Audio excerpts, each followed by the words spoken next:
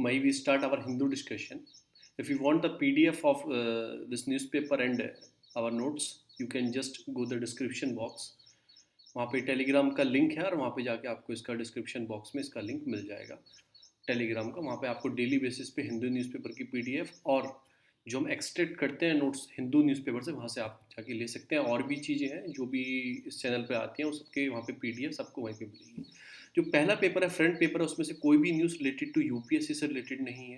ये भी Covid body कोई फाउंड हुई है गंगा में, फिर सेंटर ने नोट किया है कि मतलब वैक्सीन को प्रोडक्शन और इंक्रीज करेंगे उसके लिए। और फिर 1 लाख टन जो गेन है, मतलब जो अनाज है, वो प्रधानमंत्री गरीब कल्याण अन्न योजना से प्रोवाइड किया जाएगा। अगेन ये पिछले साल भी स्टार्ट की गई थी स्कीम और दोबारा स्टार्ट की, तो हम इस स्कीम के बारे में पढ़ेंगे। डिफरेंस बिटवीन देखेंगे, प्रधानमंत्री गरीब कल्याण योजना क्या है, प्रधानमंत्री गरीब कल्याण अन्न योजना क्या है। फिर ये एम्बुलेंस का है, मतलब एंट्री बैन है। हाई कोर्ट ने take up the central visitor, तो PIL लगाई है कि आप इतने ऐसे टाइम पे ऐसा प्रोजेक्ट यूज़ कर रहे हो, तो उसके रिलेटेड है, मतलब कितना पैसा इन्फ्यूज़ कर रहे हो प्रोजेक्ट में। तो पहला यही है कि मतलब एक problem on many without the phone, लोगों के पास अब क्या हो गया, कंपलसरी हो गया। अगर आपको वैक्सीनेशन लगवानी है तो कोविन पोर्टल है, CoWIN portal ministry of health का है, जिसको बैकअप कर रहा है NIC, नेशनल इंफॉर्मेशन सेंटर, ठीक है ना। और जो मिनिस्ट्री ऑफ IT का है, मतलब इंटरनेट ब्रॉडकास्ट की मिनिस्ट्री है, उसका जो बैकअप दे रहा है इस पोर्टल को, तो कोविन पोर्टल आधार बेस्ड ये पोर्टल है, आप रजिस्टर्ड कर सकते हैं। बहुत लोगों को पता भी होगा। तो वही सारी चीज़ें कि मतलब बहुत लोगों का फ़ोन नहीं है, तो वैक्सीन कैसे बुक करेंगे स्लॉट, तो ये भी प्रॉब्लम है इंडिया के सामने। तो हम पढ़ेंगे, जो हमने पढ़नी है, एक्सट्रैक्ट करनी है, प्रधानमंत्री गरीब कल्याण अन्न योजना। तो हम आते हैं अपने नोट्स पर। जो पहली जो स्कीम आती है, प्रधानमंत्री गरीब कल्याण योजना, हम इसमें ए नहीं है, अभी हम यही लिखेंगे PMGKY। तो इस स्कीम के बारे में पढ़ते हैं। जो प्रधानमंत्री गरीब कल्याण योजना है, 2016 में स्टार्ट की गई थी। गरीब कल्याण योजना, अभी अन्न योजना नहीं आई है इसमें, गरीब कल्याण अन्न योजना नहीं है, अभी है प्रधानमंत्री गरीब कल्याण योजना। 2016 में लॉन्च की गई थी, प्रधानमंत्री ने लॉन्च की थी। ये टैक्सेशन से रिलेटेड स्कीम थी। टैक्स लॉ जो था, सेकेंड अमेंडमेंट 2016 में किया गया था, तब ये स्कीम आई थी। तो 17 दिसंबर 2016 से मिनिस्ट्री ऑफ फाइनेंस, तो ये भी याद रखना, मिनिस्ट्री ऑफ फाइनेंस ने ये स्टार्ट की थी। मैं थोड़ी सी आपको ओवरव्यू दे देता हूँ इसमें क्या था। जो लोगों ने टैक्स चुराया गवर्नमेंट का, टैक्स को मतलब कि इवेजन किया है, कुछ भी किया है, वो अपना टैक्स डिक्लेयर कर सकते हैं। जो उनके पास काला धन है, अपनी इनकम डिक्लेयर कर सकते हैं। जैसे आपके पास 100 रुपये आपके पास ब्लैक मनी निकली, तो 50 रुपये डायरेक्ट इस फंड में चले जाएंगे, 50 रुपये गवर्नमेंट आपसे डायरेक्ट ले लेगी। और बचे 50 रुपये का क्या करेगी गवर्नमेंट, उसके 50% यानी कि 25 रुपीज़ को गवर्नमेंट इन्वेस्ट करेगी कहीं पे, 4 साल के लिए इन्वेस्ट करेगी, और 4 साल तक आपको उसका कोई इंटरेस्ट नहीं दिया जाएगा। 4 साल बाद आपको 25 रुपीज़ वापस कर दिए जाएंगे।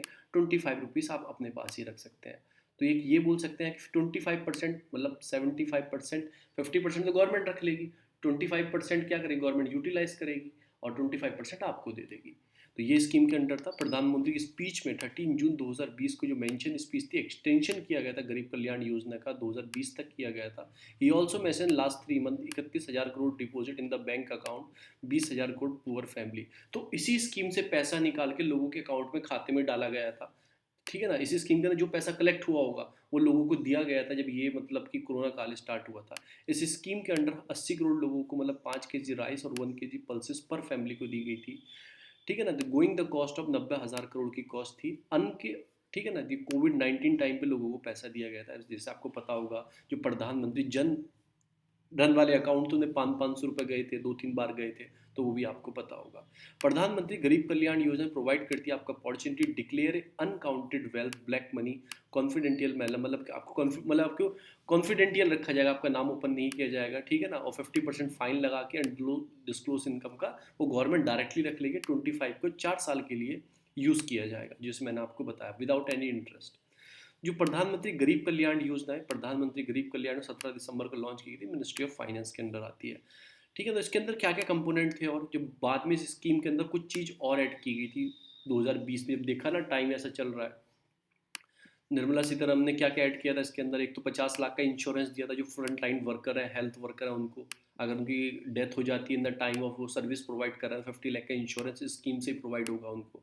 उसके बाद provide free 5 kg wheat, wheat और राइस 1 kg, पल्सेस 80 करोड़ लोगों को, वो किसके अंडर दिया गया था? प्रधानमंत्री गरीब कल्याण अन्न योजना। इसमें अन्न देना था तो अन्न ऐड कर दिया बस इन्होंने।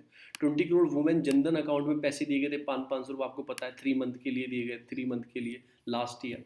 और फिर इंक्रीज किया था मनरेगा, जो मनरेगा के लोग गाँव शहर से गाँव में जा रहे थे उन्हें मनरेगा में ऐड किया गया, तो इसमें 202 रुपये पर डे 13 करोड़ फैमिली को पैसा दिया गया था।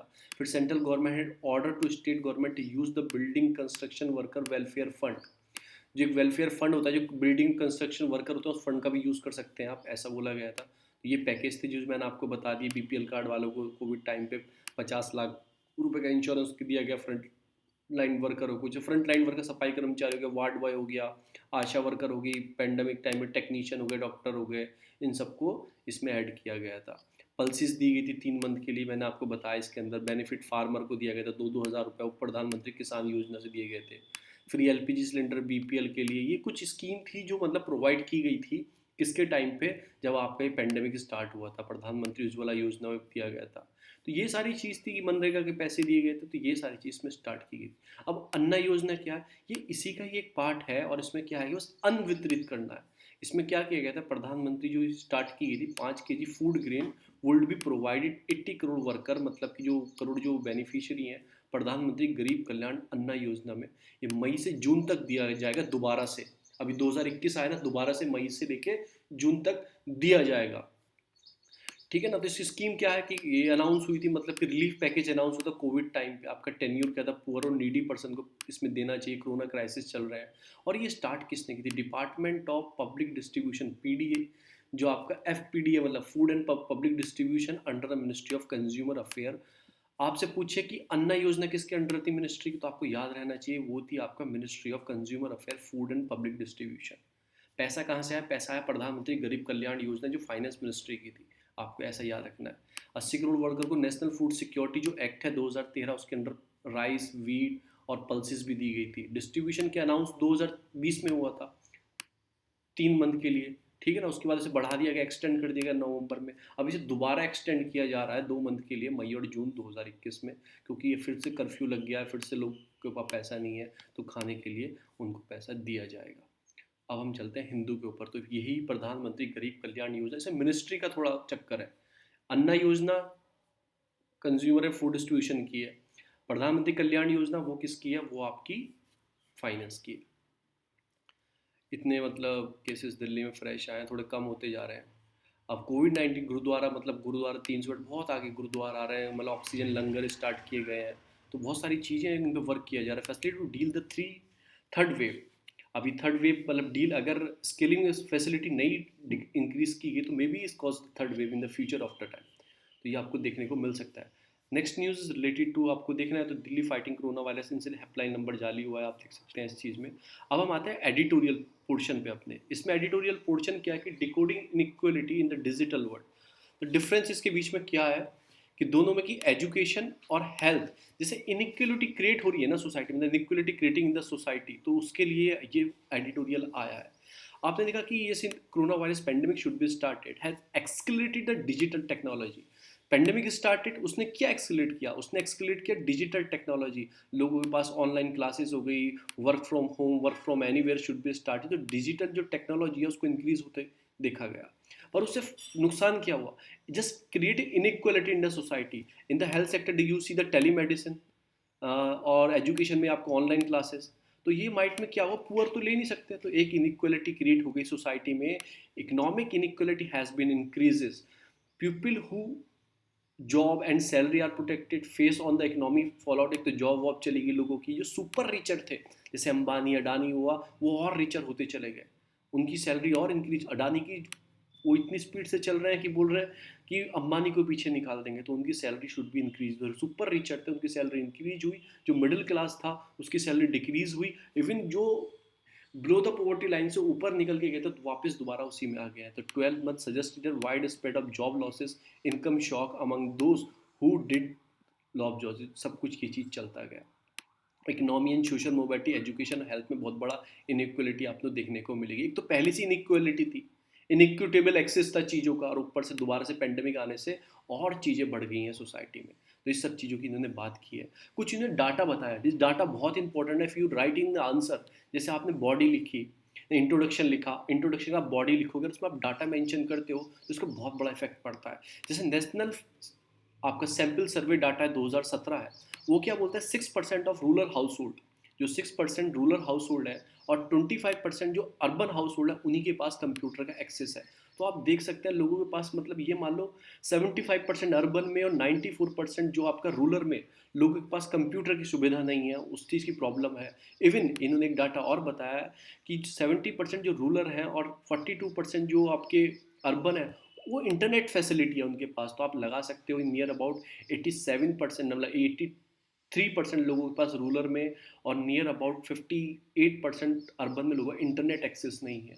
तो कैसे वो ऑनलाइन एजुकेशन, कैसे वो टेलीमेडिसिन, कैसे आप वो वैक्सीन रजिस्ट्रेशन प्रोग्राम जो चल रहा है, सब कुछ कैसे कर पाएंगे? एक प्रॉब्लम क्रिएटर। ये पेंडेमिक टाइम, अब ये भी नहीं है कि ऑनलाइन कोई गवर्नमेंट के सीसीएस जो होते हैं, मतलब कॉमन सर्विस सेंटर जो होते हैं, वहाँ पे जाके रजिस्टर्ड करा लें। अब पेंडेमिक टाइम है, वो भी बंद है, अब फिजिकल डिस्टेंस मेंटेन रखना है, बाहर जाना नहीं है, तो ये प्रॉब्लम क्रिएट होती जा रही है। फिर एक एनसीईआरटी की रिसर्च आई थी और आजिम प्रेमजी फाउंडेशन है, उनकी रिसर्च और असर और ऑक्सफोम की एक सजेस्ट आया था डेट कि between 27% and 60% could not access online classes. तो आप लगा सकते हो 27% से 60% लोग ऑनलाइन क्लासेस नहीं ले पा रहे हैं। एक इनइक्वलिटी क्रिएट होती जा रही है कि in the education sector, lack of device problem. What is the problem? क्या क्या problem? Lack of device, share device, inability to buy data pack, they are not access to buy data pack. You can see that if the labour is, वो 202 रुपये दिन में कमाता है, ठीक है, डाटा पैक नियर अबाउट इतने रुपए के तो आते होगा, एक्सेस करना है तो इतना इतना पैसे नहीं है लोगों के पास वो डाटा पैक खरीद चुके। तो एक तरह से मतलब कि कनेक्टिविटी जियोपैडी जो इवोल्यूशन है, मतलब इंटरनेट का, वो आपने देखा होगा कि मतलब प्रॉब्लम उसमें आ रही है। Many lack of learning environment at home, कि घर पे आपको वो इन्वायरमेंट नहीं मिल पाता जो आप पढ़ सके, क्योंकि स्टडी इज़ ए लग्जरी, कि दो मम्मी पापा हैं, एक भाई बहन है, सबके अलग अलग कमरे हैं तो आराम से पढ़ लेते हैं। पर ये बताया गया कि 25% Indian live in a single room. 25% लोग जो भारतीय लोग हैं वो एक ही रूम में रहते हैं, 2 से 4 लोग जो एक ही रूम को शेयर करते हैं। तो हाउ कैन चाइल्ड स्टडी, कैसे पढ़ाई करे? तो ये सारी प्रॉब्लम क्रिएट हो रही है। तो 25% जो लोग हैं हमारे भारत के, वो एक ही कमरे में 4 से 5 लोग रहते हैं, तो एक ये भी प्रॉब्लम है। उसके बाद जो गर्ल्स हैं, गर्ल्स को जो स्कूल जाना स्टार्ट किया था, मोस्ट प्रोबेबली थिंकिंग क्या रहती है सोसाइटी की, अगर गर्ल्स घर में है तो उनसे डोमेस्टिक काम कराया जाता है, तो वो और इंक्रीज होना स्टार्ट हो गया। उससे क्या हो गया? अर्ली चाइल्ड मैरिज, अब काम करना सीख गया, शादी कर दो। तो एक तरह से ये सारी प्रॉब्लम जो हम जिसके ऊपर हम वर्क कर रहे थे, माल न्यूट्रिशन, स्कूल बंद है, मिड डे मील योजना नहीं चल पा रही है, वुमेन की मतलब कि बेटी बचाओ बेटी पढ़ाओ स्कीम थी, एक तरह से फेल होती नज़र आ रही है। तो ये सारी चीज़ें हैं इसमें। इंग्लिश मीडियम स्कूल जो कम से कॉलेज हैं where the English is the medium of instruction, they are struggle. अब आप खुद जाओ, आपके घर में कोई भी इंग्लिश नहीं जानता बोलना, मेरी माँ नहीं जानती, मेरे पिताजी नहीं जानते, भाई नहीं जानता, एटलीस्ट आप स्कूल जाते थे, इंग्लिश मीडियम स्कूल था, एक इन्वायरमेंट क्रिएट होता था कि सब बच्चे इंग्लिश बोलते हैं, तो इंग्लिश स्पीकर आपको मिलते थे, जो आपको स्पीकिंग जो इंग्लिश बोलने वाले हैं वो आपको मिलते थे, तो आपकी क्या होती थी? Pronunciation, language should be increases. पर अब घर में हो तो ये भी प्रॉब्लम सामने आएगी है।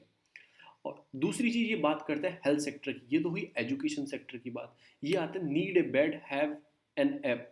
तो ये बहुत सारे ऐप भी हैं, ऐप पे बेड वैकेंसी दिखाएगा पर नहीं दिखाएगा। प्रॉब्लम क्या आ रही है? जो पब्लिक स्पेंडिंग है ना गवर्नमेंट की हेल्थ सेक्टर में, वो 1% ऑफ जीडीपी, जो हमारी भारत की सरकार है वो 1% ऑफ जीडीपी का यूज करती है, हेल्थ सेक्टर को 1% देती है। तो उससे क्या होता है कि लोगों का वहाँ पर पैसा नहीं पहुँच पाता। फिर जो चीज़ें हैं, जो आपके गवर्नमेंट सर्विस वाले हॉस्पिटल्स हैं, उनके पास पैसा नहीं होता तो वो अच्छी सर्विस नहीं दे पाते। सर्विस नहीं दे पाते, लोग कहाँ जाते हैं? प्राइवेट हॉस्पिटल में जाते हैं। तो उससे क्या होता है? Out of pocket health expenditure should be increases. Out of pocket, जो आपकी पॉकेट से बाहर का हेल्थ का एक्सपेंडिचर है वो इंक्रीज हो जाएगा, क्योंकि उसे गवर्नमेंट सेक्टर में वो चीज़ें नहीं मिल पाएंगी, प्राइवेट में जाना पड़ेगा। प्राइवेट में जाने के लिए उसके लिए पैसा चाहिए, तो एक तरह से उसका एक्सपेंडिचर बढ़ जाएगा। ऐसा बोला गया है कि टोटल हेल्थ जो स्पेंडिंग है इंडिया में, 60% जो खर्चा करते हैं लोग, 60% उनका पैसा कहाँ जाता है? वो एक हेल्थ के लिए अपनी खर्च करने के लिए चला जाता है लोगों का पैसा। तो एक ये भी रीज़न है। देखो इसने अमेरिका की बात की है, ये बोला है कि इन्होंने अमेरिका की तुलना की है भारत के, कि अमेरिका में इतना कम पैसा खर्च होता है इन कंपेयर टू इंडिया इन सब चीज़ों के लिए। तो एक तरह से डिसएडवांटेज है हमारी गुड हेल्थ केयर के लिए, एक तरह से डिसएडवांटेज है। अब और चीज़ क्या हो रही है? देखो लोगों को ड्रग नहीं मिल रहा है, हॉस्पिटल बेड नहीं है, ऑक्सीजन नहीं है, वैक्सीन नहीं है स्टेट के पास। तो ये सारी चीज़ें एक तरह से प्रॉब्लम क्रिएट हो रही है हमारे हेल्थ सेक्टर में। तो यही बोल रहे हैं जो आपका एलोकेशन है, allocation of budget of to health sector is 1% only, at least you should be increase, मतलब उसको इंक्रीज करना चाहिए, उसको बढ़ाना चाहिए। तो इन्होंने यही प्लेटफॉर्म बोला है। तो लोग कहाँ काम कर रहे हैं? देखो ओला, उबर, स्विगी, जोमेटो, ये फ्रीलैंसिंग वर्कर बोलते हैं। फ्रीलैंसिंग वर्कर कौन होते हैं? फ्रीलैंसर वर्कर वो होते हैं जैसे आपके पास पर्टिकुलर कोई काम के लिए आपको हायर किया गया, आपने वो काम को कंप्लीट किया और आपकी टारगेट कंप्लीट, आप नौकरी छोड़ दी। या फिर फ्रीलैंसर वर्कर इनको क्या बोल सकते हैं? जो अपनी मर्जी से, मतलब मेरा प्रोफेशनल तो कुछ और है, मैं अपनी मर्जी से मतलब ऑनलाइन पढ़ा रहा हूँ, तो एक तरह से ये चीज़, सारी चीज़ क्या है, एक फ्रीलैंसिंग टाइम चीज़ें हैं, ठीक है ना। एक पर्टिकुलर टाइम में आपने काम किया, आपका टारगेट अचीव, आपका खत्म। तो ये फ्रीलैंसर होते हैं। जैसे जोमेटो वाला हुआ, ओला उबर, ये फ्रीलैंसर है। बाकी दिन अपना काम करते हैं, टाइम मिला तो थोड़ी देर इन्होंने ओला उबर रन कर लिया, स्विगी से डिलीवरी कर दी। तो ये फ्रीलैंसर वर्कर इन्हें बोलते हैं। आप विदेशों में जाओगे, वहाँ पे आप बच्चे पढ़ते हैं, साथ में जॉब भी करते हैं, तो वो फ्रीलैंसर वर्कर उन्हें ही बोलते हैं, फ्रीलैंस वर्कर उन्हें ही बोलते हैं। तो उसे गिग इकोनॉमी भी बोल सकते हैं, gig economy.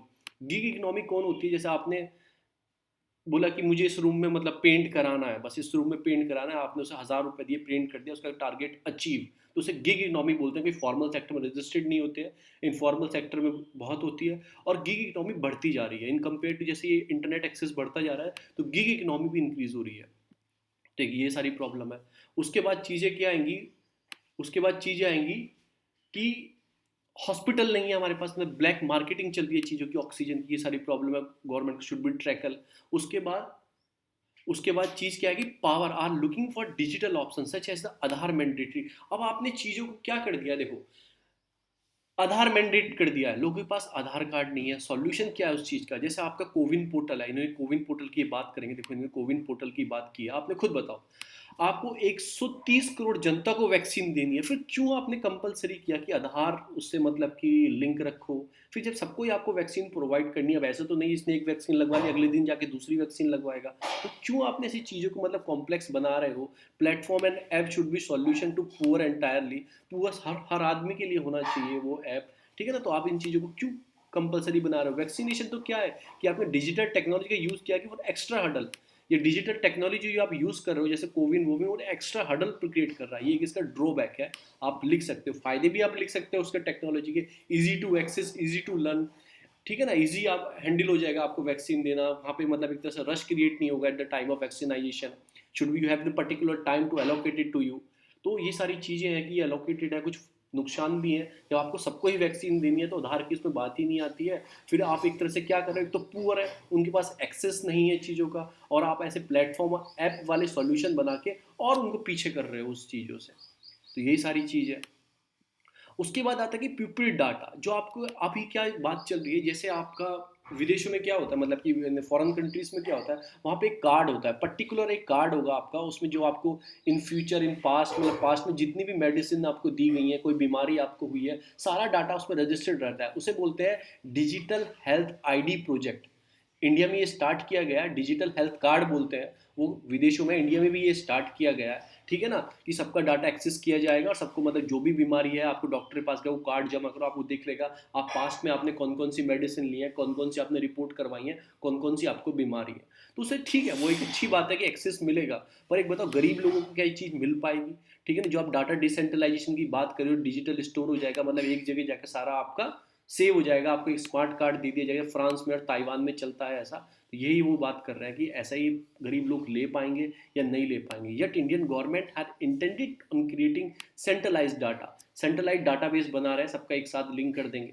Lack of data privacy law in India. अब आप डाटा तो तैयार कर रहे हो दुनिया का, पर इंडिया के पास अभी तक कोई प्राइवेसी लॉ नहीं है, डाटा प्रोटेक्शन लॉ नहीं है, हमारे पास ऐसे लॉ नहीं है। उसके बाद आप ऐसी चीज़ क्रिएट करो तो एक प्रॉब्लम क्रिएट हो सकती है, आपका डाटा चोरी हो सकता है। जो आपकी इंश्योरेंस कंपनी वो डाटा को चुरा सकती हैं। आपकी प्राइवेट इंश्योरेंस कंपनी में use the deny poor people and insurance policy. जैसे आप इंश्योरेंस कराने गए, उसके बाद डाटा है उस आदमी का, वो पहचान लेगी इसने पास्ट में कोई चीज़ ली है, वो इंश्योरेंस ना दे, और इंश्योरेंस देगी तो हाई प्रीमियम लगा के दे, उसे लगा कि आगे बीमार हो सकता है क्योंकि उसे डाटा में हर साल ही बीमार होता है, तो आपको हाई प्रीमियम लगा के दे, तो एक ये भी चीज़ क्रिएट हो जाएगी। ठीक है। तो लास्ट में यही बोलते हैं कि नो वन एक्सेस, मतलब कि asking to the question because of everyone is desperated to get a vaccinate. कोई ऐसे गवर्नमेंट से क्वेश्चन नहीं पूछ रहा। क्यों नहीं पूछ रहा? कि सब अपने आप में परेशान है, गवर्नमेंट से पूछने का टाइम नहीं है। तो यही सारी चीज़ें इसमें बताई गई हैं। मैं आपको एक चीज़ और बता देता हूँ, अभी प्रॉब्लम क्या, ward boy, nurses, doctor, laboratory technician, medicine, oxygen bed increases, app such भी Aarogya Setu, Aadhaar, digital health ID improve the can improve little, मतलब इन चीज़ों को इम्प्रूव करना चाहिए। More than 10 year ago we fail to need a warning, ठीक है, about the inclusion of welfare due to the Aadhaar. मतलब ये सारी चीज़ें हैं, एक तरह से आप गरीबों के लिए एक्सेस, मतलब उनको एक तो मिल नहीं पाती सुविधा, और उन हडल लगा के डिजिटल ऐप बना के आधार बेस लिंक करके आप उन्हें और पीछे धकेलते जा रहे हो। सीधी बात इसमें यही की गई है। जो दूसरा एडिटोरियल आता है साइड में, वैक्सीन आकस्मिक रिस्क, मतलब इसमें क्या है कि जो आईपीआर, मैंने आपको परसों, कल या परसों की न्यूज़ बताई थी कि अभी क्या बात उठ रही है कि वेव द आईपीआर, जो आईपीआर आपका इंटेलेक्चुअल प्रॉपर्टी राइट्स आप लेके रखते हो, ठीक है ना। जैसे कोई अमेरिकन कंपनी है, फाइजर है, मॉडर्ना है, उसने कोई वैक्सीन बनाई, उसने आईपीआर ले लिया, अब उसने आईपीआर रजिस्टर्ड कर लिया, ट्रिप्स, डब्ल्यूटीओ का ट्रिप्स एग्रीमेंट है जिसके अंदर आईपीआर रजिस्टर्ड होता है। उसने अपना आईपीआर लेके, तो कोई भी कंट्री उस जैसी वैक्सीन नहीं बना सकती। तो अभी साउथ अफ्रीका और इंडिया ने मांग उठाई थी कि आप जो ये आईपीआर लिया है इसको वेव कर दो कुछ टाइम के लिए, टेक्नोलॉजी ट्रांसफर कर दो, कि अमेरिका ने डेवलप किया तो और कंट्री को टेक्नोलॉजी ट्रांसफर कर दो, ताकि वो क्या कर सके, वो वैक्सीन बना सके और वैक्सीन सबके लग सके। तो ऐसी बात हुई, पहले अमेरिका और सॉरी इंडिया और साउथ अफ्रीका ने लास्ट ईयर बोला। अब यूएस के प्रेसिडेंट है, उन्होंने भी मतलब इसको फेवर करना स्टार्ट कर दिया है कि हमने कर देना चाहिए। पर ये क्या बोल रहे हैं कि इमीडिएट बेनिफिट नहीं देगा, आईपीआर वेव इमीडिएट बेनिफिट नहीं देगा। ऐसा क्यों बोल रहे हैं? ऐसा इसलिए बोल रहे हैं कि आप कर तो दोगे, रियलिटी नॉट एंटायरली रिसॉल्व। आप खुद सोचो कि आपने टेक्नोलॉजी ट्रांसफर तो कर दिया, आपने आईपीआर हुआ, मतलब आपने उसे वेव कर दिया, आपने बता दी फाइजर कैसे बनाई है, हमने ऐसे ऐसे कर लो। पर प्रॉब्लम क्या है कि आपके पास ट्रेनिंग पर्सन है। अब आप नाइजीरिया को आपने टेक्नोलॉजी दे दी कि हमने फाइजर ऐसे ऐसे बनाई है, क्या आपके पास टेक्निक, जो बनाने वाले जो ट्रेन पर्सनल है वो है नाइजीरिया के पास? क्या रॉ मटेरियल है उस मात्रा में? क्या टेक्नोलॉजी इक्विपमेंट है उस दवाई को बनाने वाले? प्रोडक्शन नो हाउ, मतलब कैसे प्रोडक्शन करना है उन्हें पता है। टेक्नोलॉजी आपने बता दी कि मैंने मैंने ऐसे दवाई बनाई है, अब दवाई का रॉ मटेरियल होना चाहिए। एक तो ये प्रॉब्लम आएगी एक तरह से। Scientific convincing the answer to the question how to vaccine they produce by this generic manufacturing, मतलब एक तरह से सारी वही आएगी कि वो प्रोडक्शन में सारी प्रॉब्लम आने वाली है, ठीक है ना, प्रोडक्शन में। और इससे इम्पैक्ट भी हो सकता है ग्लोबल सप्लाई चेन पे, वैक्सीन प्रोडक्शन में should be examine so major the description might to avoid it, तो ये भी एक प्रॉब्लम हो सकती है। Alternative option urgently address the vaccine shortfall should be consider, including the developed nation sharing the significance great part of their vaccine. मतलब सीधी सीधी बात इसमें क्या की गई है, मैं तो आपसे बता देता हूँ कि आपके पास रॉ मटेरियल नहीं है, आपके पास प्रोडक्शन टेक्नोलॉजी, मतलब जो उसके बनाएंगे वो आदमी पर्सन नहीं है। और उसके बाद जो कंपनी, जैसे ये फाइजर ने वैक्सीन बनाई, अब बहुत स्पीड से, मतलब दिल से काम कर रहा है। अगर आपने टेक्नोलॉजी ट्रांसफ़र कर दी तो वो स्लो हो जाएगा। वो सोचेगा अब सबको वैक्सीन के पता है, अब हम बना के भी क्या करेंगे। तो उसकी जो अभी होता है ना, मतलब मोटिव से काम करते हैं कि हाँ हम और डेवलप करेंगे और प्रॉफिट कमाएंगे, कुछ भी हो। पर वो थोड़े सुस्त हो जाएंगे, और उधर भी जो आपने टेक्नोलॉजी ट्रांसफ़र करी, इधर ये स्लो हो जाएंगे क्योंकि इनके पास प्रोडक्शन की स्किल नहीं है। तो ये भी स्लो हो जाएंगे, ये भी स्लो हो जाएंगे, तो एक तरह से शॉर्टफॉल आ सकता है। तो ये सारी चीज़ें हैं कि एक तरह से इमीडिएट बेनिफिट नहीं मिलेगा, उसके लिए और वर्कर हमें चाहिए। अभी क्या हुआ है कि मतलब अभी अलविदा जुम्मे की नमाज थी, एक जेरूसलम जगह है फिलिस्टाइन में, मतलब जेरूसलम जगह है, उस पर जो अधिकार अभी, मतलब वो उसको इसराइल ने उसके ऊपर रखा हुआ है। वहाँ पे एक मस्जिद है आपकी, अल अक्सा मॉस्क्यू। ये इस्लाम का थर्ड होलीस्ट प्लेस है, मक्का और मदीना के बाद इस्लाम का तीसरा होली प्लेस है, ठीक है। वहाँ पे क्या हुआ, वहाँ पे उन्हें नमाज पढ़नी थी, तो फिलिस्टाइंस जो मुस्लिम्स हैं और इसराइल के बीच वहाँ पे क्लैश हो गया। हमारे लिए क्या इंपॉर्टेंट है, देखो 6 ईयर वार जो हुई थी, 6 डेज वार सॉरी बोलते हैं, 1967 में, तब ये एरिया जो है, मतलब ये किसने, इसराइल ने कब्जा लिया था। तो ठीक है, ये इसराइल के पास है, इसे ईस्ट जेरूसलम बोला बोला जाता है, कैपिटल है। इंपॉर्टेंट हमारे लिए ये नहीं है क्या है, बस हमारे लिए क्या इंपॉर्टेंट है, उसकी लोकेशन, लोकेशन बहुत इंपॉर्टेंट है। तो हम आते हैं अपने मैपिंग पे। देखो मैं आपको थोड़ा बता दूं, ये ऊपर लेबनन है, नीचे इसराइल है, और साइड में ये आपका गोलन हाइट्स है, इसको भी याद रखना है। ये गोलन हाइट्स है, ठीक है ना। और ये नीचे ये आपका फिलिस्तीन, ये आपका फ़िलिस्तीन है, ये वाला फ़िलिस्तीन से ये। तो ये जो एरिया है अल अक्शा मॉस्क्यू, ये इसराइल है पूरा। देखो ये इसराइल है, तो इसराइल के आसपास इसराइल ने कब्जाया हुआ है। तो ये थर्ड होली प्लेसेस है। इवन मुस्लिम का नहीं है प्लेसेस, ये क्रिश्चियन का भी होली प्लेसेस माना जाता है, तो यहूदियों का भी इसे होली प्लेसेस मानते हैं। तो 3 तरह से ये होली प्लेसेस है। तो यहाँ पे क्लैश हुआ है, तो आपको याद रखना है, देखो किस में है ये रहा। तो हमें लोकेशन जाननी है। लोकेशन क्या जाननी है, तो गाज़ा, गाज़ा स्ट्रिप ये रहा, गाजा स्ट्रिप ये रहा, ये फिलिस्टाइन का है, फिलिस्टाइन ये रहा। फिलिस्टाइन किस किस से बॉर्डर टच करता है? इधर आके जॉर्डन, ऊपर आ गया इसराइल, इसराइल ने घेरा हुआ है इसके, और साइड में नीचे कौन सा जॉर्डन हो गया, और इसके अंदर कौन सी वो है, ये है आपकी डेड सी, जो फिलिस्टाइन से छूती है, इसराइल से छूती है, जॉर्डन से छूती है। तो आपको याद रखना है जॉर्डन। और जॉर्डन एक ऐसी कंट्री है जो एक तरह से मेडिटेरियन सी से टच नहीं करती है, मेडिटेरियन सी से टच नहीं करती है। सीरिया ऊपर करती है, देखो ये रहा सीरिया, लेबनान करती है, इसराइल करती है, इधर गाजा स्ट्रिप करता है, और इधर इजिप्ट भी करता है। और पता तो लैंडलॉक कंट्री नहीं है, थोड़ा इसका एक्सेस है गुल्फ ऑफ अकाबा में। ये रहा गुल्फ ऑफ अकाबा, इसमें 4 कंट्री का एक्सेस है। एक तो इजिप्ट हो गया, इधर थोड़ा इसराइल हो गया, ये हो रहा, इधर आपका जॉर्डन हो गया, और इधर आपका सऊदी अरेबिया हो गया। तो 1 2 3 4, ये 4 कंट्री हैं जिसका इसमें एक्सेस है। 1 2 3 4, तो 4 गुल्फ ऑफ अकाबा। ये गुल्फ ऑफ स्विस कैनाल वाला है, गुल्फ ऑफ स्विस, ये रेड सी से आते हैं, तो रेड सी से इधर चले गए तो गुल्फ ऑफ अकाबा स्विस। तो एक तरह से आप बोल नहीं सकते कि आपका जॉर्डन लैंडलॉक कंट्री है, क्योंकि उसका एक्सेस है। डेड सी किससे? फिलिपाइन से, जॉर्डन से और इसराइल से टच करती है। और मैंने बता दिया फिलिस्टाइन जो है आपका लैंडलॉक एक तरीके से पूरा बंद है, ठीक है ना, चारों तरफ से इसराइल ने इसे घेरा हुआ है। गोलन हाइट ऊपर है, नीचे आपका है अल अक्सा मॉस्क्यू है, और नीचे ये गाजा स्ट्रिप है। ये 3 चीज़ें मैंने आपको बता दी, लोकेशन थोड़ा मैंने आपको बता दिया। प्लीज़ कोई भी चीज़ न्यूज़ में आएगा तो उसे ऐसे मार करके स्टार कर दिया करो, ठीक है ना, हमेशा के लिए सेव रहेगी। जब भी आपको पढ़नी होगी तो आप पढ़ सकते हो। ये क्या है? ये आपका गोदारा गोदारा पोर्ट होगा। ये क्या है आपका? ये बंडन आइलैंड होगा, चाइना को गिफ्ट दे दिया। ये आपका क्या है? स्ट्रेट ऑफ होर्मुज है, गुल्फ ऑफ ओमान और पर्शियन गुल्फ को कनेक्टेड करता है। तो ये न्यूज़ है, मतलब इतनी है। फिर we are back to our Hindu. तो हिंदू में क्या है कि ये जो सारी न्यूज़ थी, हमें इसमें लोकेशन हमारे लिए इंपॉर्टेंट थी, मैंने आपको बता दिया है। दूसरी है, ये हमारे पॉलिटिकल से रिलेटेड है, ये हम बिल्कुल नहीं पढ़ेंगे, ये हमारे किसी काम की नहीं है। जो दूसरी न्यूज़ आती है, national health service in India. Like British के पास एक नेशनल हेल्थ सर्विस प्लान है जिस पे वर्क करते हैं। तो इंडिया को क्या करना है? इंडिया को उस पर ही वर्क करना है, और अच्छे से वर्क करना है। कंडीशन जो हेल्थ केयर है इंडिया में बहुत ही पुअर है, बहुत ही बेकार है। एक तरह से इस टाइम पे क्या हुआ, मेडिकल स्टाफ, पेशेंट, गवर्नमेंट की, इन सबकी सुनामी सी आ गई है पूरी एक तरह से। मतलब कंडीशन इतनी वर्स हो गई है, डॉक्टर नहीं मिल रहे हैं, चीज़ें नहीं है। कोविड के टाइम पे रेल चला रहे हैं, ऑक्सीजन कैरी कर रहे हैं, इतनी सारी चीज़ें कर रहे हैं। 75% of their bed Covid patient के रिजर्व कर दिए हमने, ऐसे ऐसे काम कर रहे हैं। फिर सुप्रीम कोर्ट ने आके अपना सीओ मोटो स्टैंड लिया कि ऑक्सीजन आप कैसे डिलीवर कर रहे हो, उसका नेशनल प्लान डेवलप करो, ठीक है ना। Treat a government specific quota poor patient. तो गवर्नमेंट को क्या, जो पुअर पेशेंट है, अमीर को तो बेड मिल जाएंगे, what about the poor patient, उनके लिए प्लीज़ थोड़ा वर्क करो। तो इन्होंने कंपेयर किया है, India is a public spending जो है, मतलब कि ऑन हेल्थ इज डबल। 2021-22 में फाइनेंशियल जो ईयर आया था, मैंने बोला 1% थी, उसे थोड़ा बढ़ा दिया गया है। 1% ऑफ जीडीपी से लिटिल बढ़ा दिया गया है। और आप देख सकते हैं डॉक्टर और पॉपुलेशन का रेशियो क्या है इंडिया में, कि आप देख सकते हो the doctor population ratio in India, 40,000 पे एक डॉक्टर है, 40,000 पे एक डॉक्टर है। तो एक तरह से ये वाला रेशियो है। इतनी 1.4 बिलियन पीपल को सर्व करना है, एक लाइफ लॉन्ग, मतलब आपको चीज़ें बनानी होंगी, ठीक है। पर्सनल डेप्थ में लोग चले जाते हैं, इतना एक्सपेंस हो जाता है मेडिकल में, लोग डेप्थ में चले जाते हैं। और एक ना एयर पॉल्यूशन, जो इंडिया में डेथ होती है ना हर साल 1.7 मिलियन, यानी कि 17 लाख जो डेथ होती है 2019 में डेथ हुई है। कारण क्या है? Air pollution. Air pollution direct नहीं, आपको रेस्पिरेटरी डिसीजेज, आपको मेंटल हेल्थ इलनेस, आपको बाइपोलर डिसऑर्डर, ये सब चीज़ किससे होती है? एयर पोल्यूशन से होती है। अगर आप एयर पोल्यूशन को अच्छा कर दोगे, देखो आप कितना एक्सपेंडिचर करते हो हेल्थ केयर पे, 1% से थोड़ा आपने बढ़ाया है, 1% करते हो जीडीपी का। जो एयर पोल्यूशन से, मतलब जो पॉल्यूट करती है इंडस्ट्रीज, जो है, जो बिजनेस है, जो एयर को पॉल्यूट करता है, उसका $95 बिलियन का उससे हमें जीडीपी को लाभ मिलता है, 3%। अब आप खुद सोचो, आपने अगर इसको 3% को कम कर दिया तो आपको क्या होगा? थोड़ा बहुत एक्सपेंडिचर आपको हेल्थ का कम हो जाएगा।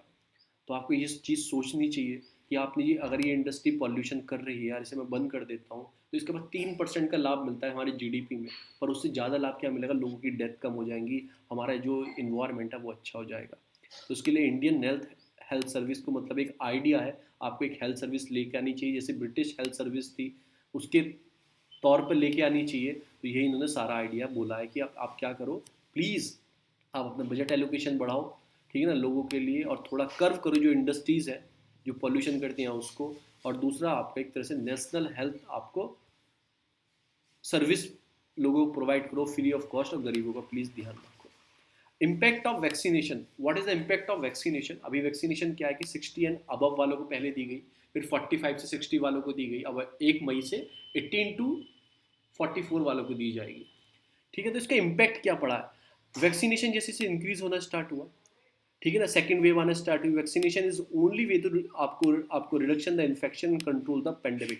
ऐसा देखा गया है कि जैसे वैक्सीनेशन 60+ वालों ने लगाया, तो उससे क्या उनको फायदा हुआ कि जो उनकी डेथ थी, डेथ रेट जो 60% मतलब 60 साल से बड़े वालों का डेथ रेट कम देखा गया, उनके अंदर इन्फेक्शन बहुत कम देखा गया। तो ये चीज़ें हैं, तो इन सब की बात देखी गई कि 60% वालों को मतलब इन्फेक्शन कम हुआ इस साल सेकंड वेव में, और उनकी डेथ रेट बहुत कम हुआ। कह रहे हैं नहीं, जवान जवान लोग मर रहे हैं, बूढ़े बूढ़े नहीं मर रहे हैं। तो एक तरह से आप देख सकते हो जो वैक्सीनेशन से हुआ क्या है, लो, ठीक है ना। तो एक तरह से 7% of the infection among the 60% जो हो गया है, मतलब कि कम होना, डिक्रीज हो गया है, 7% जो डिक्रीज हो गया है इन द इन्फेक्शन अब द 60। रिडक्शन क्यों हुआ है? बिकॉज ऑफ वैक्सीनेशन उनको मिला है। तो एक वेव ये देखी गई कि वैक्सीनेशन जो है एक तरह से प्रॉपर तरीके से आप दोनों डोज ले रहे हैं, तो एक वैक्सीनेशन जो बेनिफिट चीज़ है जो लोगों को मिल रही है। पता नहीं मिसकंसेप्शन, जो स्विंग पॉपुलेशन है, सोचती है लगवाऊं या ना लगवाऊं, इन पॉपुलेशन जिनका दिमाग चेंज कर सकते हो ना, स्विंग पॉपुलेशन बोलते हैं, स्विंग पॉपुलेशन। तो उस चीज़ को देखा गया है। तो ये सारी चीज़ है कि वैक्सीनेशन एक प्रॉपर चीज़ है। वो जो 60+ वालों को प्रॉपर तरीके से लगी है, उनका डेथ रेट है, उनका इन्फेक्शन रेट बहुत कम हुआ है। तो ये चीज़ में बताई गई है, ठीक है ना। Indian variant is a global concern. जो इंडिया में वेरिएंट चल रहा है ना, इंडिया का वेरिएंट का नाम है B.1.617। इसको याद रखना, B.1.617 क्या है? ये इंडियन वेरिएंट है वायरस का। तो ये कंसर्न जारी हुआ है, WHO ने बोला है कि together for India, appeal to raise fund. यहाँ अपील राइज फंड की बात कर रहे हैं, यहाँ ये संसद बना रहे हैं। तो एक डिफरेंस है कि अब you are expending a government money और tax money in a different different thing, गलत चीज़ों में यूज़ कर रहे हैं आप। और यहाँ वर्ड क्या कर रहा है? Together for India, appeal to raise a fund. ये सारी न्यूज़ हैं, और आप आगे चलते हैं। वेट, जस्ट वेट, आगे चलते हैं। UK return citizenship to the चेक। ये कुछ नहीं है, एक MOU साइन हुआ है। जो इंडिया के इलीगल रोज, जिनका वीज़ा खत्म होता था, वो यूके में रह रहे थे, तो इनके MOU साइन हुआ, उनको वेरिफिकेशन करके वापस इंडिया में भेज दो। जैसे मेरे मम्मी पापा यूके में चले गए, वहाँ पे मेरा बर्थ हुआ, तो वहाँ पे क्या था कि मुझे सिटीजनशिप, मतलब कि ब्रिटिश जो अथॉरिटी है मुझे एक सिटीजनशिप दे देती थी, अब उनको वापस दी जाएगी, अब बोला जाएगा आप अपनी कंट्री में वापस जाइए, अब इलीगल तरीके से यहाँ पे आए हैं। According 10 lakh Indians who are try to illegally, मतलब यूएस में रहने की कोशिश कर रहे हैं, 10 लाख इंडियंस, उनको वापस भेजा गया है। पहले इतने एस्टिमेट लगाया गया था 10 लाख के आसपास। तो ऐसा मत करो, जिनको वापस आना है वापस आ जाओ। बांग्लादेश ने चाइना की वैक्सीन को ऑर्डर दे दिया, उसने कोविशील्ड का ऑर्डर दिया था बांग्लादेश पर, हम नहीं डिले, उसे डिले हो गया, हम डिलीवरी करने बांग्लादेश को कोविशील्ड की वैक्सीन, क्योंकि हमारे पास ही नहीं है। उन्होंने चाइना की, आपकी चाइना की वैक्सीन का बस नाम याद रख लो, सीनो फार्मा। सीनो फार्मा वैक्सीन कहाँ की? चाइना की है। फाइजर कहाँ की? यूएस की है। स्पुतनिक 4 जो है वो रशिया की है। मैं थोड़ा नाम बता रहा हूँ आपको। कोविशील्ड है वो स्परम की, ऑक्सफोर्ड की, और आपका सीरम इंस्टीट्यूट ऑफ इंडिया की है। और कोवैक्सीन किसकी? भारत बायोटेक की है। और हमारी एक वैक्सीन और आ रही है mRNA टेक्नोलॉजी वाली। mRNA टेक्नोलॉजी जिनोवा इंस्टीट्यूट है, जिनोवा हैदराबाद बेस्ड इंस्टीट्यूट है, ये इसको डेवलप कर रहा है। बस आप इतना चीज़ याद रखो। अभी असम की न्यू चीफ, मतलब ये आपके क्या बने हैं, न्यू CM बने हैं, हेमंत विश्वास शर्मा इनका नाम है। ये दोबारा से री वेरिफिकेशन प्रोग्राम चलाएंगे। जो लोग बच गए थे, NRC से बाहर कर दिए गए थे, उनके लिए री वेरिफिकेशन प्रोग्राम स्टार्ट किया जाएगा। इतनी ही न्यूज़ है। इतने लोगों की डेथ हुई है, मेरे हिसाब से तो बहुत लोगों की डेथ हुई है। इतने तो बहुत कम दिखाते हैं, क्योंकि इसका एक प्रोग्राम है। देखो ये डेथ किसकी नहीं दिखाते। अगर आपको डेथ किसी कोमोर्बिडिटी, आपको कोरोना हुआ, आपको हार्ट अटैक हुआ या कोई और बीमारी, उससे आपकी डेथ होती है, तो कोरोना की डेथ में काउंट नहीं होता है। आप अगर रजिस्टर्ड है घर में, या घर में आपकी डेथ होती है, वो भी कोरोना के अंदर रजिस्टर्ड नहीं होता है। ये सारी चीज़ें हैं। उससे ज़्यादा तो जो होम आइसोलेशन है उनकी डेथ हो रही है, तो उन सब चीज़ों को देखते हुए कि इसमें काउंट नहीं करते हैं। जो दूसरी न्यूज़ आती है वो आती है आपकी, ईरान और सऊदी अरेबिया टॉक्स स्टार्ट हुई हैं। 2016 से उनके बीच में टॉक बंद थी, क्योंकि जो सऊदी अरेबिया क्या बोलता है, जो आपके हाउतीस हैं, ये यमन के एक तरह से आपका एक्सट्रीमिस्ट ग्रुप है, और ये बार बार हमला करते हैं। किस पे हमला करते हैं? सऊदी अरेबिया पे। उनकी अराकम जो पेट्रोलियम है उस पर करेंगे, कभी ड्रोन से हमला करेंगे। तो ये सऊदी अरेबिया क्या बोलता है कि ईरान इनको बैक करता है कि फाइट करे किससे? सऊदी अरेबिया से। तो ईरान ने बैक करता है, द्वारा टॉक से स्टार्ट हुई है शायद शांति के लिए, क्योंकि बाइडन ने भी बोला था कि अगर ये आपको अपने बीच में निपटाना होगा, ये जो वार चल रही है सऊदी अरेबिया और यमन की जो आउतीज है उनके बीच में, ये आपको ख़त्म करनी होगी। तो यही है। देखो ये क्लैश हुआ फ़िलिस्तीन में, 300 फ़िलिस्तीन हट in Jerusalem, fully site of clash. ये मस्जिद है, उसके सामने ही क्लैश हुआ। तो यूनाइटेड सिक्योरिटी काउंसिल ने शेड्यूल क्लोज किया है, कंसल्ट किया है सिचुएशन ऑन द मंडे, क्या सिचुएशन थी मंडे में एक तरह से। तो ये सारी मैंने आपकी लोकेशन बता दी है। अब क्या हो गया कि अफगानिस्तान से जो आपका अमेरिकन सोल्जर हैं वो 9-11 सितंबर में वहाँ से क्या होना स्टार्ट हो जाएंगे, वहाँ से बाहर निकल जाएंगे। अब उसको देखते देखते वहाँ पे क्लैश बढ़ने स्टार्ट हो गए, तालिबान के और आपके हिजबुल्ला के अटैक वहाँ पे बढ़ने स्टार्ट हो गए।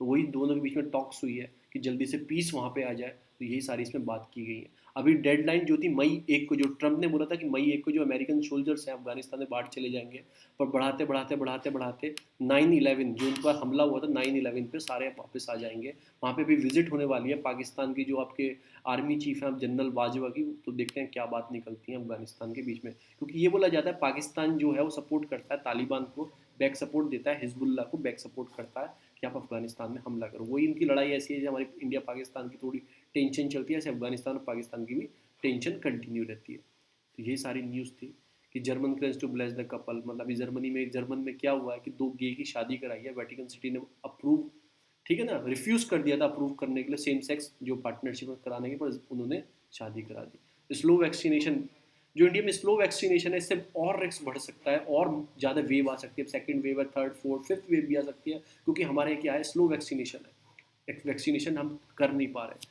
फिर स्मॉल फाइनेंशियल बैंक जो है वो लेंड करेंगे, मतलब पैसा देंगे, जो माइक्रो फाइनेंशियल इंस्टीट्यूशन है ना उनको पैसा दिया जाएगा।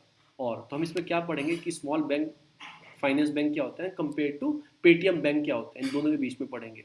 IP wave will not boost the vaccine production, ये ओपीपीआई ने बोला। क्यों बोला कि मैंने आपको पर बता ही दिया कि रॉ मटेरियल नहीं होगा लोगों के पास, आपको टेक्नोलॉजी ट्रांसफर तो कर दोगे, प्रोडक्शन करने के लिए वो स्किल नहीं होगी जो हमारे प्रोडक्शन साइट्स पे, ठीक है ना, इतनी बड़ी मात्रा में स्किल नहीं होगी, तो क्रिटिकली प्रॉब्लम क्रिएट हो सकती है कि वो नहीं है। फिर एक स्नैपडील ने एक पोर्टल बनाया, संजीवनी एक पोर्टल बनाया, उसमें आप एक्सेस जाके आप रजिस्टर कर सकते हैं। अगर आप अपना प्लाज्मा डोनेट करना चाहते हैं या प्लाज्मा वहाँ से आपको लेना है किसी पेशेंट का, तो वहाँ पे जाके आप रजिस्टर कर सकते हैं। कनेक्ट करेगा पेशेंट विद आपकी पोटेंशियल डोनर जो डोनेट करना चाहते हैं, उसका नाम है संजीवनी। संजीवनी वो हनुमान जी लेके आए थे ना संजीवनी लक्ष्मण के लिए, तो संजीवनी उन्होंने पोर्टल का नाम रखा है। स्नैपडील उसको लिंक करेगा पेशेंट विद प्लाज्मा डोनर से। तो ये न्यूज़ थी हमारी हिंदू से related. We back our notes and we read about what is the difference between small and financial bank and Paytm bank, what is the difference between आपके payment bank and small financial bank. जो definition start होती है वो होती है differentiated bank. पहले आपको जानना है डिफरेंशिएटेड बैंक क्या होता है। इंडिया में 2 तरह के बैंकिंग लाइसेंस मिलते हैं। एक मिलता है आपको यूनिवर्सल बैंकिंग लाइसेंस, जैसे आपके ये बैंक हो गए पंजाब नेशनल बैंक, ये यूनिवर्सल बैंक लाइसेंस है। एक मिलता है आपको डिफरेंशिएटेड बैंक लाइसेंस। मतलब डिफरेंशिएटेड बैंक लाइसेंस क्या होता है, पर्टिकुलर पॉपुलेशन के लिए, जैसे रीजनल रूरल बैंक हो गए आपके, फिर आपके स्मॉल फाइनेंशियल बैंक हो गए, ये स्मॉल स्किल पे ही जो काम करते हैं लोग या रूरल एरिया में काम करते हैं उनको पैसा देंगे, बड़ी बड़ी कंपनी को नहीं देंगे। तो इन्हें बोला कि पर्टिकुलर चीज़ के लिए डेमोग्राफिक सेगमेंट है जो पॉपुलेशन का पर्टिकुलर जो डेमोग्राफिक सेगमेंट है उसके लिए बैंक डेवलप करना, तो इसने बोलते हैं डिफरेंशिएटेड बैंक। अब यूनिवर्सल बैंक जो लाइसेंस पंजाब नेशनल बैंक, तो किसी को भी पैसा दे सकता है, चाहे अंबानी उससे आके ले ले, चाहे अभी नीरव मोदी ने उससे पैसे लिया था पंजाब नेशनल बैंक से, ठीक है, वो विदेश में जाके लिया था वो अलग चीज़ है, स्विफ्ट के अकॉर्डिंग क्या है वो अलग बात है। तो डिफरेंशिएटेड बैंक क्या होता है, पर्टिकुलर डेमोग्राफिक सेगमेंट जो है पॉपुलेशन का उसके लिए वर्क करते हैं। तो उसमें कौन कौन से आते हैं, स्मॉल फाइनेंशियल बैंक भी आते हैं, पेटीएम बैंक भी आते हैं। उनको खुले मतलब ओपनली मतलब एक कॉम्प्रिहेंसिव वे में काम नहीं करते हैं ये सब चीज़ों के लिए, पर कुछ कुछ इनको चीज़ें दी गई हैं। उसके बाद क्या कस्टोडियन बैंक हो गए, आपके wholesale long term financial bank हो गए, ये कुछ अलग बैंक है, न्यूली प्रपोजेस बैंक है जो डिफरेंशिएटेड बैंक है। आप याद रखो जो आपके यूनिवर्सल बैंक है किसी को भी पैसा दे सकते हैं, किसी को भी ले सकते हैं, कुछ भी काम कर सकते हैं। फिर अगर हम किसी पर्टिकुलर चीज़ के लिए बनाते हैं, जैसे मैंने बताया इसमें होलसेल बैंक, ये होलसेल बैंक है, और दूसरा लॉन्ग टर्म फाइनेंशियल बैंक है, ठीक है ना। ये लॉन्ग टर्म फाइनेंस बड़ी बड़ी इंडस्ट्रीज को पैसा देगा, ये छोटे छोटे आदमी को तो नहीं देगा, तो पर्टिकुलर सेगमेंट के लिए बनाएगा, डेमोग्राफिक सेगमेंट के लिए, तो ये भी किस में काउंट होगा, ये भी आपका डिफरेंशिएट बैंक में काउंट होगा। तो मैंने आपको थोड़ी डेफिनेशन बता दिया। यूनिवर्सल बैंक कौन से होते हैं, आपका SBI HDFC ICI ये होते हैं, ठीक है ना, इन्फ्यूज, ये कोई कोई पर्टिकुलर सेगमेंट के लिए काम नहीं करते। पर डिफरेंशियल बैंक क्या होता है कि ये एक पर्टिकुलर एरिया के लिए काम करते हैं, पर्टिकुलर चीज़ के लिए काम करते हैं। अब बैकग्राउंड क्या है स्मॉल फाइनेंशियल बैंक का एंड द पेमेंट बैंक का, मैं आपको पूरी चीज़ बताऊंगा, फिर इसके बाद आपको कभी पढ़ने की जरूरत नहीं पड़ेगी। कॉन्सेप्ट जो है डिफरेंशिएटेड बैंक का हमारे लिए न्यू नहीं है, ये पहले भी हमारे ऑलरेडी वर्क कर रहा है। जैसे अर्बन कोऑपरेटिव बैंक हो गए, आपके PSCs हो गए, जैसे प्राइमरी एग्रीकल्चर क्रेडिट सोसाइटीज़ हो गई, देखते हैं ना, सोसाइटी के इलेक्शंस होते हैं आपके, कोऑपरेटिव सोसाइटी के वो हो गई, रीजनल रूरल बैंक हो गई, ये गांव के लिए काम करते हैं, लोकल एरिया बैंक हो गई जो एरिया पर्टिकुलर एरिया में काम करते हैं, इन सबको डिफरेंशिएटेड बैंक बोला जाता है। तो ये सब कॉन्सेप्ट नया नहीं है, ये चीज़। स्मॉल फाइनेंशियल बैंक क्या होता है कि निश्चित होता है, मतलब कि बैंकिंग का जो पर्टिकुलर एरिया में काम करता है। प्रोविजन क्या होता है कि saving vehicle, supply credit to small business unit, small and marginal farmer, micro small industry, इनके लिए काम करते हैं। ठीक है ना। तो ये बैंक को, स्मॉल फाइनेंशियल बैंक को किसने बोला था कि ऐसे बैंक डेवलप करने चाहिए, तो उसके उनका कमेटी का नाम नचिकेत तो मोर कमेटी का नाम था, फाइनेंशियल इंक्लूजन के लिए आई थी।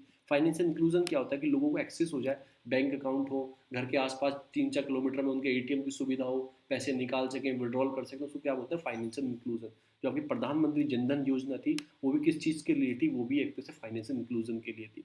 स्कोप ऑफ एक्टिविटी, ठीक है, इनकी एक्टिविटी का स्कोप क्या है, जो ये primary undertake the basic banking activity, जो बेसिक बैंकिंग एक्टिविटी, डिपॉजिट ले सकते हैं, लैंडिंग लोन दे सकते हैं, ठीक है ना। अनडिजर्व सेक्शन इंक्लूडिंग जो मतलब कि अंडर जो सब सेक्शन है सोसाइटी का, उसको जैसे स्मॉल बिजनेस हो गया, स्मॉल मार्जिनल फार्मर हो गया, माइक्रो स्मॉल इंडस्ट्रीज होगी, अनऑर्गेनाइज सेक्टर हो गया सोसाइटी का, उसके लिए they are not be any restriction in the area of operation. ठीक है ना, इन स्मॉल फाइनेंस कोई रिस्ट्रिक्शन नहीं है इनके ऊपर, ऐसा मैं आगे आपको बताऊंगा। क्राइटेरिया ऑफ सेटिंग, इनको मतलब इंडिविजुअल को प्रोफेशनल हो 10 साल से, कोई नॉन बैंकिंग कंपनी हो, नॉन बैंकिंग फाइनेंशियल कंपनी हो 10 साल से, ठीक है, माइक्रो फाइनेंसिंग कंपनी हो, लोकल एरिया बैंक हो, वो एलिजिबल है किस चीज़ के लिए, स्मॉल फाइनेंशियल बैंक को बना सकता है, आरबीआई से लाइसेंस ले सकता है। बट उसकी जो पेड अप इक्वलिटी कैपिटल है, पूरी जो इसकी कैपिटल है, वो नियर अबाउट 10 करोड़ 100 करोड़ के आसपास होनी चाहिए। और उसको क्या करना है कि paid up equality capital small financial bank shall be at least 40%, gradually brought down 26% 12 year in the data base of the consumer. या आप कुछ मत पढ़ो, फॉरन डाटा इन्वेस्टमेंट वो कर सकते हैं, ठीक है ना, उसमें कोई फॉरेन कंपनी आ सकती है, वो इन्वेस्ट कर सकती है आके उन बैंकों के अंदर। Small financial bank will be required to extend 75%, जो उसका 75% है टोटल उसकी कमाई है ना, वो कहाँ पे उसे करनी है, प्रायोरिटी सेक्टर लैंडिंग, PSL होते हैं, उसमें कुछ चीज़ होती है, इन्वायरमेंट में खर्च करना, छोटे किसानों के लिए खर्च करना, उसे बोलते हैं PSL। आप जाके सर्च कर सकते हैं क्या होता है। इनको भी मेंटेन करना होता है, CRR और SLR, अभी नहीं बताऊंगा क्या चीज़ होती है। ये 50% लोन जो है, वो 25 लाख से ऊपर के, जैसे इनके पास 100 रुपये है, उसमें से 50 जो मतलब कि जो उसमें से 50% लोग लोन ये 25 लाख से नीचे नीचे का ही देंगे, 50% लोन, उससे ज़्यादा का नहीं देंगे। क्या कर सकते हैं, सेल कर सकते हैं foreign forex to the customer, sell mutual fund, insurance, pension कर सकते हैं, मतलब कि कन्वर्ट फुल्ली फ्लेज बैंक बन सकते हैं, बाद में आके यूनिवर्सल बैंक बन सकते हैं। कान डू क्या नहीं कर सकते, लार्ज लोन नहीं दे सकते, जैसे मैंने बताया आपको, छोटे छोटे लोन नहीं थे। Can not float the subsidy and deal with the superlative product, उसमें डील नहीं कर सकते, कोई सुपरकेटिव प्रोडक्ट होते हैं उन चीज़ों में। चैलेंजेस क्या है, चैलेंजेस ये कि चलो हमने बैंक बनाए कि स्मॉल सेक्शन को देंगे, पहले से RRB रीजनल रूरल बैंक उसमें काम कर रहा है, माइक्रो जो फाइनेंशियल इंस्टीट्यूशन है, छोटी छोटी NBFC वो भी गांव में काम कर रही है पहले से ही। और पहले से ही मतलब लोग जो जो रूरल एरिया के लोग हैं, वो हाईली डिपॉजिट, मतलब वो इतना पैसा बैंकों में नहीं रखते जितना उनका पैसा ही नहीं होता, तो एक ये भी प्रॉब्लम है बैंकिंग इंडस्ट्री। पेमेंट बैंक क्या होता है, देखो मैं आपको यहाँ से तो कुछ नहीं बता रहा, मैं डायरेक्ट जो आता हूँ, ये पढ़ लेना स्लाइड जो आपकी डायरेक्टली है, चैलेंजेस। मैं आपको कहाँ पे आता हूँ, मैं आता हूँ डिफ्रेंशिएशन, यहाँ से सारी चीज़ आ जाएंगी, छोटी छोटी चीज़ें दे रखी हैं। Who can promote prepaid card, मतलब कि कार्ड इशू, टेलीकॉम कंपनी, ये सब बन सकती हैं जिनके पास, मैंने बताया ना पेमेंट बैंक कौन सी, जैसे आपकी एयरटेल का पेमेंट बैंक है, कौन कौन बन सकते हैं जिनके पास prepaid card issue, telecom company हो, कोई NBFC हो, बिजनेस कॉरस्पॉन्ड हो, सुपर मार्केट कोई चेन हो, कॉपरेटिव हो, रिटेलर हो, सेक्टर PSU कोई, ये सब कौन बन सकते हैं, ये पेमेंट बैंक बन सकते हैं। इसमें कौन बन सकते हो, इंडिविजुअल हो, प्रोफेशनल हो, जिसका 10 साल का एक्सपीरियंस हो। इसमें क्या है, 10 साल का एक्सपीरियंस मेन है। कोई NBFC हो, माइक्रो फाइनेंशियल कंपनी है, लोकल एरिया बैंक हो, जैसे मैंने आपको ऊपर बताया। अब इनको बनने के लिए क्या चाहिए, इनके पास मिनिमम 100 करोड़ रुपए की कैपिटल हो, 75% डिपॉजिट गवर्नमेंट बॉन्ड में करते हो, और maintain 25% deposit in other bank, किसी बैंक में डिपॉजिट हो इनका, 75% इनको गवर्नमेंट की सब्सिडी खरीद रखी हो। Have at least 26% investment by the Indian, उसमें कम से कम 26% इंडियन का इन्वेस्टमेंट हो। एंड गेट लिस्टेड नेटवर्थ, पूरी जो वर्थ है, जैसे पूरी पेटीएम कंपनी है, उसकी पूरी वर्थ 500 करोड़ की हो। हैव 25% उसकी ब्रांच, जो जहाँ पे बैंक ना है वहाँ पे उसकी ब्रांचेज हो। फुल्ली नेटवर्क हो उसका टेक्नोलॉजी ड्रिवन में, ठीक है। 1 lakh cap should be deposit. अब इस कैप को बढ़ा के 2 लाख कर दिया गया कि आप इसमें डिपॉजिट 1 लाख रुपए तक ही कर सकते हैं। आप पेटीएम पे जाना 1 लाख रुपए की डिपॉजिट कर सकते हैं, अब इसको शायद बढ़ाया जा रहा है, 2 लाख किया जा रहा है, ऐसे देख लेना। अब ये क्या है, 100 करोड़ मैंने ऊपर बताया, 75% ये प्रायोरिटी सेक्टर लैंडिंग में करेंगे, 25% ब्रांच इन अनबैंकिंग एरिया में, maintain reserve requirement, cap loan जो है 10% लोन, 15% नेटवर्थ जो है इंडिविजुअल को लोन दे सकते हैं जो उसकी पूरी वर्थ है, कॉरस्पॉन्डिंग नेटवर्क होना चाहिए बिजनेस का इनका, offering internet banking, sell mutual fund, insurance, pension, तो ये भी कर सकते हैं। ऑफर बिल टू पेमेंट, आप बिजली का बिल भर सकते हो वो भी कर सकते हो, हैव एटीएम भी आपको दे सकते हैं, कैन फंक्शन एज द मतलब कि business corresponding to the other bank, ऐसे भी ये वर्क कर सकते हैं। जैसे आईसीआई बैंक है, वो बोल दे कि मैं मेरी कंपनी है वो मैं उससे अपना हाथ जोड़ लूँ और मैं आपको ऑनलाइन सिस्टम प्रोवाइड कराऊंगा और आप मेरे पेरेंट बैंक है, तो ऐसे भी ये वर्क कर सकते हैं। ये क्या फॉरेक्स भी, पर ये नहीं कर सकते फॉरेक्स, तो आपको ये भी याद रखना है। ये कन्वर्ट फुल्ली फ्लेज बैंक में बन सकते हैं पर ये अभी नहीं बन सकते। एक्सपेंड अक्रॉस द कंट्री, पूरी कंट्री, पर ये इतना एक्सपेंड नहीं है। अब what can not be do, ये बहुत इंपॉर्टेंट है, बहुत इंपॉर्टेंट है। ऑफर क्रेडिट कार्ड, ठीक है ना, ये नहीं कर सकते। एक्सटेंड लोन नहीं कर सकते, हैंडल क्रॉस बॉर्डर रेमिस्टेंसेस नहीं कर सकते, एक्सेप्ट एनआरआई डिपॉजिट नहीं कर सकते, क्योंकि what can not be do है। एक्सटेंड लार्ज लोन नहीं कर सकते, फ्लोटिंग सब्सिडी नहीं दे सकते, can not deal in the superficial financial product, तो ये सारी चीज़ इसमें आ गई हैं। कुछ न्यूली प्रपोजिट डेफिनेशन बैंक भी हैं, जैसे कस्टोडियन बैंक हो गया, होलसेल बैंक हो गया, जैसे मैंने बताया बड़ी बड़ी कंपनी को पैसा देगा, तो ये सारी चीज़ें। फिर ये बैंकों के नाम है जो आपके फाइनेंशियल बैंक है ना, उनके नाम है कौन कौन सा है, स्मॉल फाइनेंशियल बैंक कौन सा है, पेमेंट बैंक कौन सा है, न्यू प्राइवेट सेक्टर बैंक कौन सा, आईडीबीसी, आईडीएफसी, बंधन बैंक। ये सारी न्यूज़ से रिलेटेड यहीं पे फिनिश होता है। अगर आपको इस वीडियो डिस्क्रिप्शन बॉक्स में इसका लिंक है वहाँ पे जाकर सब्सक्राइब करना चाहो, ठीक है। Thank you so much.